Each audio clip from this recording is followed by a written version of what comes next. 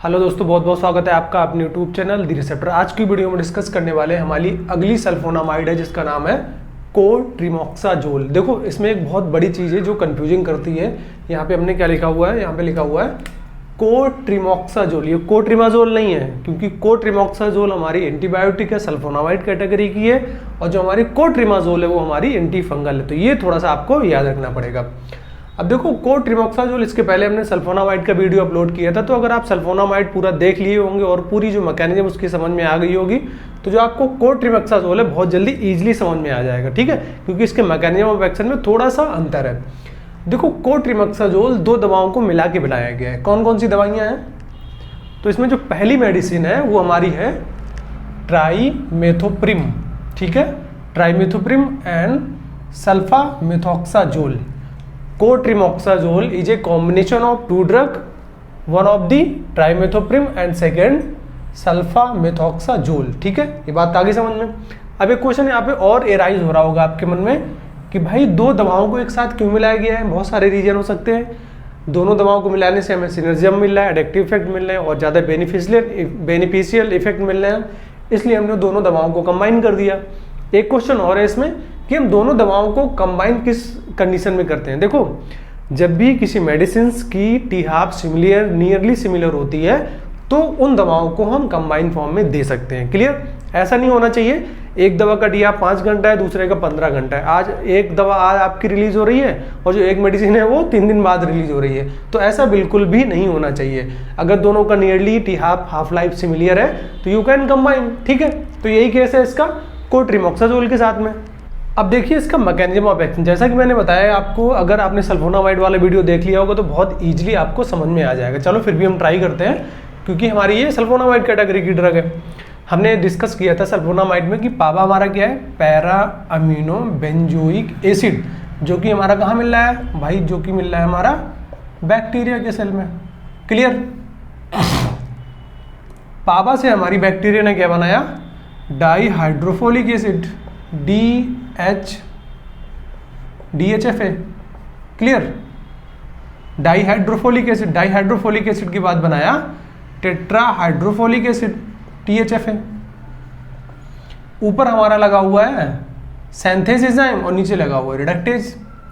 अब उसके बाद भाई फोलिक एसिड बन गया हमारा, डाईहाइड्रोफोलिक एसिड बन गया, टेट्राहाइड्रोफोलिक एसिड बन गया। अब हमारी जो बैक्टीरिया है भाई, उसको जीवित रहना है ना, तो भाई प्रोटीन बनाना, अमीनो एसिड बनाना चालू कर दिया उसने भाई।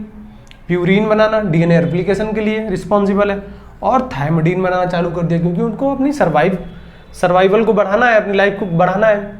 अब ये तो नेचुरल प्रोसेस है बैक्टीरिया के अंदर। अब देखो सल्फोनामाइड कहाँ पे एक्शन कर रही थी? दिस वन, जो पावा से डाईहाइड्रोफोलिक एसिड बनना है प्रेजेंस ऑफ सिंथेटेज एंजाइम, वहां पे तो हमारा सल्फोनामाइड लग गया भाई। यहाँ पे आप देख रहे होगे या फिर इसके पहले वीडियो में आपने देखा होगा, दिस वन। अब इसके बाद की जो प्रोसेस है हमारी, डाईहाइड्रोफोलिक एसिड से टेट्राहाइड्रो, मतलब DHFA से लेकर THFA के बीच में हमारा लग रहा है रिडक्टेज एंजाइम, उसके प्रेजेंस में कन्वर्जन हो रहा है, फोलेट बनना है। अब उस जो प्रोसेस को इनहिबिट कर रहा है वो इनहिबिट कर रहा है हमारा कोट्रिमोक्साजोल, दिस वन। कोट्रिमोक्साजोल मतलब जो पावा से डाईहाइड्रोफोलिक एसिड का कन्वर्जन था, वहां पे हमारी सल्फोनामाइड लग गई। अब जो डाईहाइड्रोफोलिक एसिड से टेट्राहाइड्रोफोलिक एसिड बनना है, उसमें वहां पे लग गया हमारा कोट्रिमोक्साजोल। क्लियर? तो यहाँ पे बहुत तगड़े से जो बैक्टीरिया है उसको इनहिबिट कर दिया गया है। जो बैक्टीरिया है वो अपना जीवन यापन कर रही है और अपना न्यूट्रिशन बना रही है, प्यूरिन बना रही है, थायमिडीन बना रही है, अमीनो एसिड बना रही है। लेकिन सल्फोनामाइड ने क्या बोला कि चलो भाई आपको यहाँ पे हम ब्लॉक किए दे रहे हैं, तो बैक्टीरिया कह रही ठीक है आप ब्लॉक कर दीजिए, कोई दिक्कत नहीं, हम आगे अपना प्रोसेस कंटिन्यू कर लेंगे। तो वहां पे आ गया हमारा कोट्रिमोक्साजोल। कोट्रिमोक्साजोल ने क्या बोला? ठीक है, आपने DHFA तो बना लिया है, लेकिन अब आपको हम THFA नहीं बनाने देंगे। THFA नहीं बनेगा तो हमारा अमीनो एसिड, थायमिडीन एंड प्यूरिन नहीं बनेगा। तो ये थोड़ा सा एडिशनल मैकेनिज्म है और नियरली सिमिलर टू आपकी सल्फोनामाइड से। अगर सल्फोनामाइड आपको समझ में आ गया होगा तो ये भी आपको कोट्रिमोक्साजोल बहुत इजीली समझ में आ जाएगा। बात करें इसकी फार्माकोकाइनेटिक प्रोफाइल की, तो जो इसका रेशियो होता है दोनों मेडिसिन का, ट्राइमेथोप्रिम एंड सल्फामेथोक्साजोल का, वो रेशियो होता है 1:5 कंसंट्रेशन। ये आपका एंट्रेंस एग्जाम में बहुत इंपॉर्टेंट है। जो रेशियो आपका 1:5 में आता है, जो आपकी मार्केट में आती है वो 80 mg मिलेगी आपको। ट्राइमेथोप्रिम 80 mg मिलेगी, और जो आपका सल्फामेथोक्साजोल है वो 400 mg मिलेगा। ठीक है, 80 × 5 आप कर लीजिए, 400 आ जाएगा ना, तो वही रेशियो बनाया गया है वहाँ पे 1:5। बात करें ओरल एब्जॉर्प्शन, ओरल एब्जॉर्प्शन अच्छा है इसका, ओरल हम दे सकते हैं। कंसंट्रेशन कहाँ कहाँ मिलेगा आपको अगर आप दोगे इसको, तो CSF में मिलेगा, प्रोस्टैटिक फ्लूइड में मिलेगा एंड वजाइनल सिक्रीशंस में मिलेगा। देखो अगर CSF में आपका कंसंट्रेशन किसी दवा का मिल रहा है, इसका मतलब वो ब्रेन में लाभदायक है, ब्रेन की बीमारी में, न्यूरोलॉजी में दे सकते हैं। प्रोस्टैटिक फ्लूइड में मिल रहा है, इसका मतलब हम उसको STD के केस में दे सकते हैं। प्रोस्टेट किस में होता है, मेल के केस में होता है। अगर मेल में आपका STD डिजीज है, सेक्सुअल ट्रांसमिटेड डिजीज है, तो उस केस में हम इसको प्रेफर कर सकते हैं। वजाइनल सिक्रीशंस, वजाइना किसके पास है, फीमेल की, तो मतलब अगर फीमेल में गायनकोलॉजिकल दिक्कत है, मेडिकल इलनेस है, तो उस केस में हम इसको प्रेफर कर सकते हैं। अब देखो यहाँ पे स्पेक्ट्रम एक्शन किसके अगेंस्ट में काम करता है ना, बहुत सारी सी बैक्टीरिया, लेकिन यहाँ पे हमने बहुत कम लिया हुआ है। पहला आपका है साल्मोनेला टाइफी के अगेंस्ट में काम करता है, उसके बाद सेरेसिया बैक्टीरिया के अगेंस्ट में काम करता है, उसके बाद क्लेबिसिएला, उसके बाद इंटेरोबैक्टर। ठीक है, इनके अगेंस्ट में बहुत अच्छा एक्टिविटी देखी गई है। अगर हम बात करें कोट्रिमेक्साजोल की, जो ADR है इसका, एडवर्स स्टोमेटाइटिस मतलब इन्फ्लामेशन ऑफ स्टमक, इसके लेने से स्टमक में इन्फ्लामेशन आ जाता है। फोलेट डिफिशियंसी बहुत बड़ी दिक्कत है सल्फोनामाइड के साथ। जो भी ड्रग आपकी फोलेट की डिफिशियंसी को करेगा वो एनीमिया कॉज करेगा, हीमोलिसिस कॉज करेगा। ठीक है, तो ये आपका स्पेशली सल्फोनामाइड के साथ बहुत बड़ा इशू है, फोलेट डिफिशियंसी। ठीक है, अब देखो क्यों फोलेट डिफिशियंसी क्यों हो रहा है, थोड़ा सा आप गेस करिए। बैक्टीरिया के सेल में क्या हो रहा था, यहाँ पे फोलिक एसिड तो इनबिट हो रहा है। अब क्या हुआ, अगर आप कंसंट्रेशन ज्यादा ले रहे हो, बहुत लंबे टाइम तक ले रहे हो, तो क्या हुआ, जो होस्ट सेल की फोलेट है उसको बाइंड करने लगता है। इसकी वजह से यहाँ पे फोलेट डिफिशियंसी का केस आ गया। अब इसके बाद हमारा है ब्लड डिस्क्रेसिया। ब्लड डिस्क्रेसिया में क्या होता है कि ऐसी कोई दिक्कतें जो ब्लड रिलेटेड हो, हेमाटोलॉजिकल रिलेटेड हो, लाइक आपका ल्यूकीमिया। अब इसके बाद है bone marrow deficiency, bone marrow toxicity.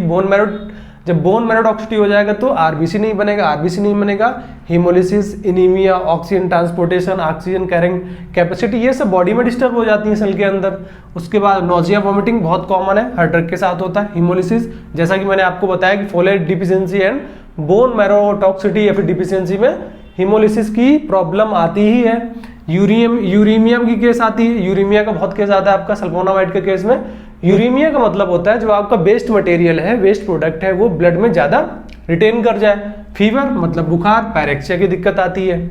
अब देखो बात करें कि जो कोट्रिमेक्साजोल है हमारी क्लिनिकल यूज क्या है उसका, क्लिनिकल यूज ऑफ कोट्रिमेक्साजोल। यूटीआई बहुत तगड़ा यूज है इसका, लगभग 3 to 7 डेज चलाते हैं और नियरली वो क्योर हो जाता है। Urinary tract infection, respiratory, whooping cough वगैरह में देते हैं ना, रिस्पायरेटरी के केस में बहुत अच्छा काम करता है। डायरिया, एंटी डायरियल भी बहुत अच्छा काम करता है। ठीक है, वूपिंग कफ जैसा कि मैंने आपको बताया RDI के केस में वूपिंग कफ में बहुत अच्छा रिस्पॉन्स करता है। Typhoid is a STD disease, sexual transmitted disease.